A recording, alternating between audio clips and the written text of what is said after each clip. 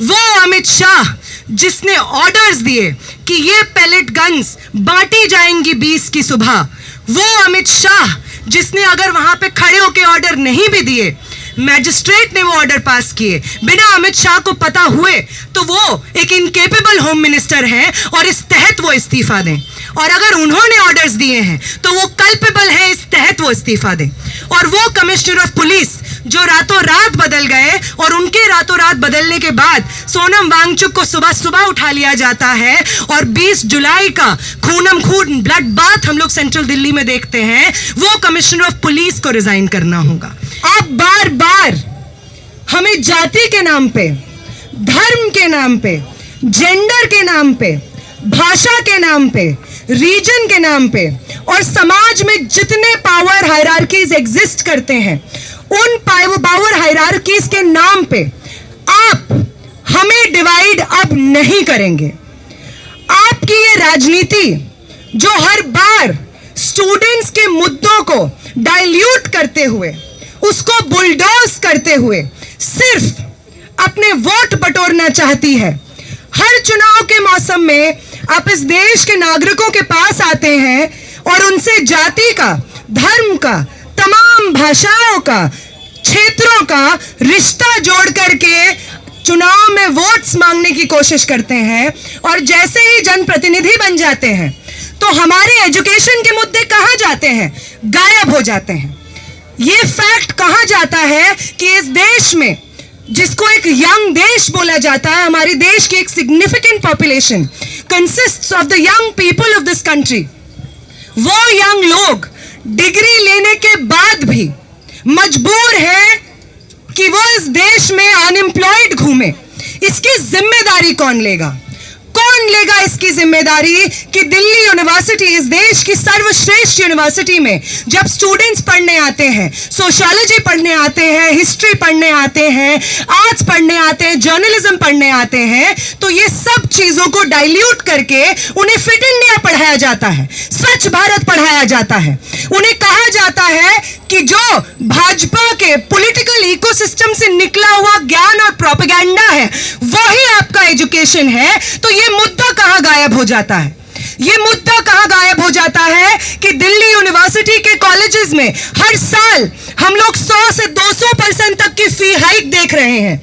इससे आगे, इससे पहले आने वाली जो जनरेशंस यूनिवर्सिटीज में सिर्फ इसलिए पढ़ पाती थी क्योंकि दिल्ली विश्वविद्यालय एक पब्लिक यूनिवर्सिटी होने के नाते समाज के हर सेक्शन को शिक्षा का अधिकार मिले, इस चीज को अपनी जिम्मेदारी समझता था।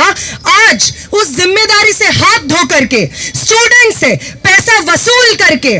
लोन्स, हमारे कॉलेजेस, हमारी यूनिवर्सिटीज मजबूर हैं कि वो लोन्स लें और वो लोन्स चुकाने के लिए हमारी फीस को बढ़ाएं। हर साल दिल्ली विश्वविद्यालय में इस तरीके की फी हाइक्स हम लोग देखते हैं। वो मुद्दा कहां गायब हो जाता है? वो मुद्दा कहां गायब हो जाता है कि हमारे प्रोफेसर समरवीर जैसे टीचर्स को आप दिल्ली यूनिवर्सिटी, वो टीचर जो हमें सिखाते हैं कि समाज को कैसे देखना है, उसको आर्टिकुलेट करने की भाषा देते हैं,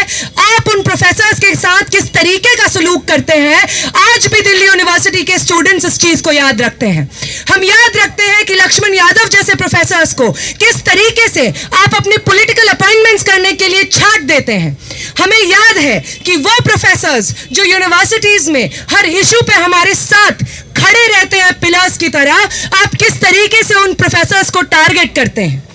हम जानते हैं शहीद भगत सिंह का एग्जाम्पल, हम जानते हैं शहीद भगत सिंह कॉलेज का, जहां पे एक स्टूडेंट के ऊपर जातिवादी टिप्पणी की जाती है वहां के प्रिंसिपल के द्वारा, उनके साथ हिंसा होती है और वहां पे अगर कोई उस एडमिनिस्ट्रेशन से लड़ने के लिए ताकत खड़ी रहती है तो उस ताकत का नाम स्टूडेंट मूवमेंट होता है, उस ताकत का नाम आईसा होता है। हम ये जानते हैं कि लगातार जिस तरीके का हरासमेंट आईपीसीडब्ल्यू में होता है, मिरांडा में होता है, गार्गी में होता है, कमला नेहरू में होता है, और ये हरासमेंट करने वाली ताकतें और कोई नहीं है, ये वही ताकतें हैं जो भाजपा के सत्ता पक्ष के साथ में खड़ी रहती हैं। और उस ताकत का नाम भी आप सुन लीजिए, उस ताकत का नाम एबीवीपी है। आगे आने वाले समय में बार बार आपके कॉलेजेस में आएंगे, बहुत सतर्क रहिएगा। आपको बार बार वो बोलेंगे कि हम तो हिंदुस्तानी सभ्यता को रिप्रेजेंट करते हैं, हम तो कल्चर को रिप्रेजेंट करते हैं, ट्रेडिशन को रिप्रेजेंट करते हैं। वो स्नेह जो आपको अपने परिवार के प्रति महसूस होता है, we all love our families, जो प्रेम आपको अपने परिवार के प्रति महसूस होता है, उसको एक्सप्लॉइट करके आपको बोलेंगे कि आइए एबीवीपी में आइए, आइए भाजपा से जुड़िए, आइए हमारी विचारधारा से जुड़िए। जब जब वो आपको इस तरीके की चीजें बोले, उनसे कुछ सवाल पूछिएगा उनसे कि जब जंतर मंतर पे स्टूडेंट्स 50 दिन से अपने भविष्य और शिक्षा के लिए जद्दोजहद कर रहे थे, 23 दिन की भूख हड़ताल कर रहे थे, तब एबीवीपी की तरफ से एक इंसान क्यों मौजूद नहीं था जंतर मंतर पे? पूछिएगा उनसे कि मिरांडा हाउस में जब जब चुनाव होता है, गेट तोड़ करके आपके संगठन के पुरुष दिन दहाड़े महिलाओं के कपड़ों पे कमेंट करते हुए, मार्जिनलाइज्ड जेंडर आइडेंटिटी से आने वाले लोगों के कपड़ों पे कमेंट करते हुए हमारी ही कॉलेज में, हमारी ही यूनिवर्सिटी में हमें अनसेफ क्यों महसूस कराते हैं? पूछिएगा उनसे, पूछिएगा एबीवीपी से कि जब इस देश में अलग अलग यूनिवर्सिटीज में, दिल्ली यूनिवर्सिटी के अलग अलग कॉलेजेस में स्टूडेंट्स सेमेस्टर के स्टार्टिंग में जद्दोजहद करते हैं कि जो फी हाइक हो रही है उसको रोल बैक किया जाए, तो आपके लोग ग्राउंड से सिस्टमैटिकली हमेशा गायब क्यों पाए जाते हैं? इनफैक्ट आप लोग माइकों से, प्रेस कॉन्फ्रेंसेस से बार बार ये क्यों कहते हैं कि वो एनईपी जो इस तरीके के फी हाइक्स को सिस्टमैटिकली हमारे कॉलेजेस में इन्फोर्स कर रहा है, आप ये क्यों कहते हैं कि आप उस एनईपी को इस यूनिवर्सिटी में, देश के अलग अलग तमाम पब्लिक यूनिवर्सिटीज में लागू करवाएंगे? आप क्या स्टूडेंट्स के फी हाइक के मुद्दे के खिलाफ नहीं खड़े हैं? पूछिएगा एबीवीपी से कि जब इस तरीके के डेमोक्रेटिक प्रोग्राम्स होते हैं, जब हम बात करना चाहते हैं एजुकेशन पे, अनएम्प्लॉयमेंट पे, जब हम बात करना चाहते हैं हमारे भविष्य पे, तो ऐसा क्यों होता है कि ABVP in the past few years हमारे प्रोग्राम्स में आते हैं वो लोग और बार बार हिंसा करते हैं हमारे प्रोग्राम्स में? जिन लोगों के पास डायलॉग की ताकत नहीं है, रीजन की ताकत नहीं है, क्रिटिकल थिंकिंग की ताकत नहीं है, वो लोग बार बार हथियार का इस्तेमाल करते हैं, हिंसा का इस्तेमाल करते हैं हमारे इस छात्र आंदोलन को दबाने के लिए। पूछिएगा एबीवीपी से। और जब वो आपसे पूछें कि आप बड़ा आयशा के प्रोग्राम में गए हुए थे, क्यों गए हुए थे, क्या किया है आज तक आयशा ने, तो भी बता देती हूं क्या कहना है। ये कहना है कि जब एनईपी को इन्फोर्स किया जा रहा था और पहली बार दिल्ली विश्वविद्यालय में एफआईयूपी का मॉडल लागू हुआ था, अगर संघर्ष करके किसी ने उसे वापस करवाया था तो उस ताकत का नाम आयशा था, इसलिए जुड़े हुए हैं आयशा से। कहिएगा उनको कि जब 2019 में जेएनयू में फी हाइक को यूनिलैटरली इन्फोर्स किया जा रहा था, तो उस फी हाइक के मूवमेंट को जो लोग लड़ रहे थे वो लेफ्ट के लोग थे, जो स्टूडेंट ऑर्गेनाइजेशन अपने कंधों पे कैरी कर रही थी उस मूवमेंट को, उसका नाम आयशा था, इसलिए खड़े होते हैं आयशा के साथ। कहिएगा उनको कि जब दिल्ली विश्वविद्यालय में हम लोगों ने कैंपेन चलाया था कि एसी बस पास के लिए हम लोग जद्दोजहद करेंगे, प्रोटेस्ट करेंगे, डिटेन होंगे, एफआईआर खाएंगे, तो तब उस मूवमेंट को जो लीड कर रहा था, और अगर आज स्टूडेंट्स को एसी बस पास मिलता है, अगर आज मेट्रो कंसेशनल पासेस का मूवमेंट जिंदा है, तो वो इसलिए जिंदा है क्योंकि स्टूडेंट फोर्सेस उस ताकत को, उस मूवमेंट को जिंदा रखे हुए हैं, और उसमें जो मूवमेंट है, जो फोर्स है जो उसको जिंदा रखे हुए हैं, उसका नाम आयशा है। कह दीजिएगा उनको कि जब आपके लोग, आपके एबीवीपी के लोग आईपीसीडब्ल्यू में घुस करके फेस्ट में हरासमेंट करते हैं, तो वहां पे जा करके स्टूडेंट्स के एक स्टूडेंट्स की टेस्टिमनी से लेकर के वहां पे एक बड़ा प्रोटेस्ट ऑर्गेनाइज करने से लेकर के एडमिनिस्ट्रेशन को झुकाने का कोई अगर काम करता है, तो उस ताकत का नाम आयशा है, इसलिए खड़े होते हैं हम लोग आयशा के साथ में। और सबसे रीसेंट एग्जाम्पल जो आप सबके सामने है, कहिएगा उनको कि जब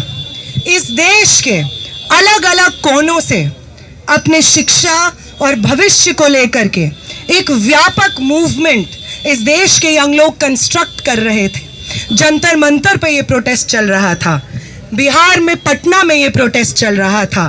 जयपुर में ये प्रोटेस्ट चल रहा था, बेंगलोर में ये प्रोटेस्ट चल रहा था, कोलकाता में ये प्रोटेस्ट चल रहा था। और जब स्टूडेंट्स को 20 तारीख को जंतर मंतर पे लाखों स्टूडेंट्स को लाठियां पड़ रही थी, उनके ऊपर पैलेट गन्स चलाए जा रहे थे, पिस्टल्स फायर हो रहे थे, ये भी रिपोर्ट में आया है। तो जब इस तरीके की सिस्टमैटिक हिंसा इस देश के स्टूडेंट्स एक यूनाइटेड फोर्स की तरह झेल रहे थे, उसका सामना कर रहे थे, सब कुछ दांव पे लगा करके 50 दिन का सिट इन, 50 दिन से ज्यादा का ये मूवमेंट हम लोगों ने जंतर मंतर पे और देश के कोनों में चलाया था। तो इस मूवमेंट के सेंटर में जो लोग थे, जो लोग सिट इन में भी बैठे, जो लोग पहले कॉल से लेकर के आखिरी दिन धर्मेंद्र प्रधान के रेजिग्नेशन तक इस मूवमेंट को अपने कंधे पे उठाए हुए थे, उन लोगों का नाम आयशा है, इसलिए खड़े होते हैं आयशा के साथ में। बोल दीजिएगा उनको। और तीसरा चीज जिसको मैं एड्रेस करना चाह रही थी, क्योंकि आप में से बहुत सारे लोग आए और उन्होंने कहा कि इससे पहले की जो हमारी जनरेशन्स रही हैं और जिस तरीके से हमने सिस्टम को फलते फूलते नर्चर होते हुए देखा है,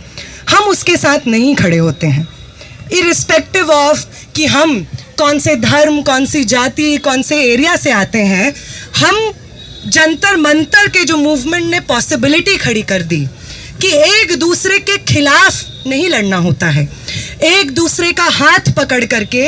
एक दूसरे के साथ लड़ना होता है, एक यूनाइटेड ताकत से जो छात्रों के विरोध में लगातार काम कर रही है। तो आप लोग कहते हैं कि इस आइडिया के साथ हम खड़े हुए हैं, हम इस आइडिया के साथ खड़े हुए हैं कि अब हम नहीं होंगे डिवाइड आपके कास्ट के एजेंडा पे, आपके रिलीजन के एजेंडा पे, आपके जेंडर के एजेंडा पे नहीं होंगे डिवाइड हम लोग। हम अगर कुछ होंगे तो वो यूनिफाइड स्ट्रगल में होंगे, अगर हम कुछ होंगे तो संघर्षशील पंक्तियों में होंगे, अगर हम कुछ होंगे तो सड़कों पे मिलेंगे, अगर हम कहीं मिलेंगे तो बैरिकेड्स के पीछे मिलेंगे। सिर्फ इसलिए नहीं क्योंकि हमारी जनरेशन जानती है कि अगर आगे इस देश को बचाना है, इस पूरे पब्लिक एजुकेशन के सिस्टम को बचाना है, तो हमें बचाना है। It is we the people of India, we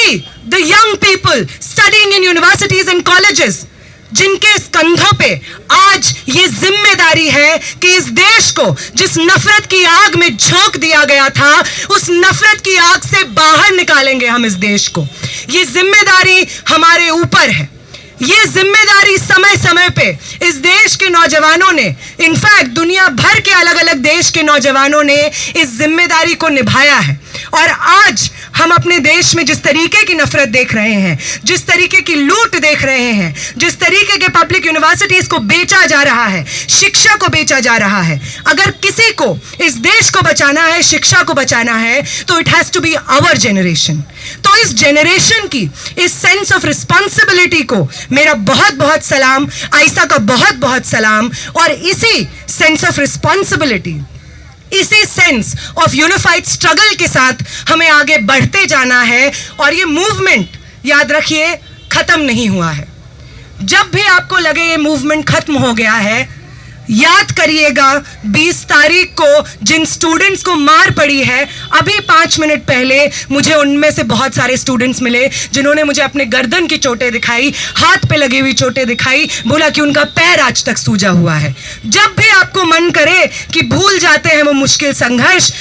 तब याद करिएगा कि आपके साथ जो लोग उस संघर्ष में शामिल थे, उनके घाव अभी तक नहीं भरे हैं। जब आपको लगे कि अब तो सब ठीक हो गया है, धर्मेंद्र प्रधान का रेजिग्नेशन हो गया है और अब तो सब सही है, तब याद करिएगा किस तरीके से सत्ता पक्ष के लोग, आईटी सेल के लोग 15 साल की लड़कियों को ट्रोल कर रहे हैं, कैमरा के सामने हाथ जोड़ करके उनसे माफी मंगवा रहे हैं। इस जिल्लत को याद रखिएगा। याद रखिएगा कि किस तरीके से इस देश के प्रधानमंत्री बार बार बेटियों को माफ करने की बात करते हैं, बार बार ये ओनस और ये जिल्लत बेटियों के सर डालते हैं कि ये कैसी भाषा के इस्तेमाल कर रही हैं। इस मिसोजिनी को याद करिएगा, जो बार बार प्रोफेनिटी ऑफ लैंग्वेज पे बात करते हैं लेकिन उनके क्रिमिनलिटी ऑफ एक्शन पे बात नहीं होती है, हमारी टूटी हुई हड्डियों की मोरालिटी पे बात नहीं होती है। बार बार इस मूवमेंट को जिंदा रखिएगा। और अगर आज किसी चीज के लिए हमें लड़ना है, इस मूवमेंट का अगला कदम जो होना है वो ये होना है कि वो अमित शाह जिसने इस हिंसा को अंजाम दिया, वो अमित शाह जिसने ऑर्डर्स दिए कि ये पैलेट गन्स बांटी जाएंगी 20 की सुबह, वो अमित शाह जिसने अगर वहां पे खड़े होके ऑर्डर नहीं भी दिए, मैजिस्ट्रेट ने वो ऑर्डर पास किए बिना अमित शाह को पता हुए, तो वो एक इनकेपेबल होम मिनिस्टर हैं और इस तहत वो इस्तीफा दें। और अगर उन्होंने ऑर्डर्स दिए हैं तो वो कल्पेबल है, इस तहत वो इस्तीफा दें। और वो कमिश्नर ऑफ पुलिस जो रातों रात बदल गए और उनके रातों रात बदलने के बाद सोनम वांगचुक को सुबह सुबह उठा लिया जाता है और 20 जुलाई का खूनम खून ब्लड बाथ हम लोग सेंट्रल दिल्ली में देखते हैं, वो कमिश्नर ऑफ पुलिस को रिजाइन करना होगा। और तीसरी चीज जो सबसे इंपॉर्टेंट चीज है हम स्टूडेंट्स के लिए जो इस मूवमेंट से जुड़े रहे, वो ये है कि जो लेसन्स हैं इस मूवमेंट के, वो लेसन्स ये नहीं है कि धर्मेंद्र प्रधान ने इस्तीफा दे दिया और हम जीत गए। वो लेसन ये है कि अगर हम यूनाइटेड संघर्ष लड़ने के लिए प्रतिबद्ध हैं, अगर हम अपने तमाम डिविजन्स की राजनीति को जो हमें सिखाई गई है उसको अंडू करके अपनी शिक्षा और भविष्य के लिए लड़ने के लिए तैयार हैं, तो बड़े से बड़े तानाशाह को हम घुटनों पे ला सकते हैं। ये सीख है, इस सीख को जिंदा रखने की जरूरत है, क्योंकि आगे आने वाले समय में बार बार इस सीख को दोहराना है हमें। बार बार वो संघर्ष जो अधूरे रह गए हैं, वो संघर्ष उन वर्कर्स के जो अभी भी बंद हैं जेलों में, नोएडा में, मानेसर में, वो संघर्ष ट्रांस बिल का जो ट्रांस एक्ट बन गया पर उसे रोल बैक नहीं कराया गया, वो जिंदा है। वो संघर्ष कि तमाम पॉलिटिकल प्रिजनर्स जो हमारी यूनिवर्सिटीज से निकले वो आज भी बिना ट्रायल के जेलों में बंद हैं, वो संघर्ष जिंदा है। वो संघर्ष कि विमेन्स रिजर्वेशन बिल और उसके अंदर कोटा विद इन कोटा की बात करते हुए उसको पास किया जाए, वो संघर्ष अभी भी जिंदा है। एसआईआर के खिलाफ चोट करना अभी जिंदा है। लिमिटेशन के इनके एजेंडा के खिलाफ चोट करना अभी जिंदा है। तमाम जन संघर्ष जिसमें जनता सड़कों पे उतरी हुई है और सत्ता को चुनौती दे रही है, उन तमाम संघर्षों में हमारी भागीदारी अभी बाकी है। धर्मेंद्र प्रधान के इस्तीफे से जो ऊर्जा हमें महसूस होती है, उस ऊर्जा को इन जन आंदोलनों की तरफ लगाना है। हमारी यूनिवर्सिटीज कॉलेजेस का नक्शा बदलना है। वो लोग जो सालों साल, अभी 1 महीने का समय अपने आंखों के सामने आप दिल्ली यूनिवर्सिटी को बदलते हुए देखेंगे, पहचान नहीं पाएंगे कि 1 महीना पहले इसी सड़क पे खड़े हुए थे क्या। इसलिए इस पे बात करना चाहती हूं मैं, बहुत जरूरी है। वो लोग जो बार बार डूसू में ऑफिस बेरर बन जाते हैं और इस ऑफिस को, यहाँ पे स्टूडेंट यूनियन का ऑफिस है, उसको ऑक्यूपाई करते हैं और उस ऑफिस से छात्रों के हित में एक आवाज नहीं निकलती है। देश को बदलने की शुरुआत अगर दिल्ली यूनिवर्सिटी के छात्रों को करनी है तो सबसे पहले डूसू को बदलने की शुरुआत करनी होगी। दिल्ली यूनिवर्सिटी में जो स्टूडेंट रिप्रेजेंटेटिव्स चुने जाते हैं, उनकी नफरत की राजनीति को बदलने से शुरुआत करनी होगी। हर कॉलेज में, हर जोन में कालका जी हो गए, शहीद भगत सिंह हो जाए, जाकिर हुसैन हो जाए, पीजीडीएवी हो जाए, लक्ष्मीबाई हो जाए, मिरांडा हो जाए, तमाम लॉ सेंटर हो जाए, तमाम कॉलेजेस, डिपार्टमेंट सेंटर से हमें इस राजनीति को तोड़ना है और इसके बरक्स हमारे छात्रों के हित में जो राजनीति होगी उसको एस्टैब्लिश करना है। आपका बहुत बहुत शुक्रिया यहाँ पे आने के लिए, सुनने के लिए। इनकलाब जिंदाबाद।